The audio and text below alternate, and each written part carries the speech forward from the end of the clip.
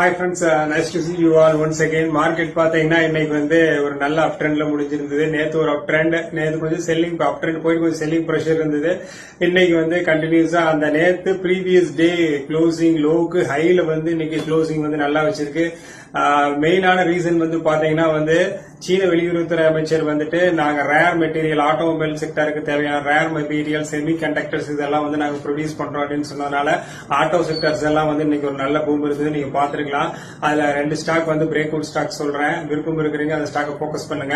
அதுல வந்து அசோக் லேலாண்ட் அந்த ஸ்டாக் வந்து போக்கஸ் பண்ணுங்க. அடுத்தது வந்து பஜாஜ் ஆட்டோ, இது ரெண்டும் வந்து நல்ல பிரேக் அவுட் கண்டிஷன்ல இருக்கு. அடுத்தது வந்து ஜொமேட்டோ எட்டர்னல், இது வந்து ஒரு நல்ல பிரேக் அவுட் கண்டிஷன்ல இருக்கு. இந்த ஸ்டாக்ஸ்ல போக்கஸ் பண்றவங்க போக்கஸ் பண்ணுங்க. ஒரு நல்ல ரிட்டர்ன்ஸ் எக்ஸ்பெக்ட் பண்ணலாம். அடுத்தது வந்து அப்போலோ ஹாஸ்பிட்டல்ஸ், இது ஒரு நல்ல பிரேக் அவுட்ல இருக்கு. Follow and share. தேங்க்யூ.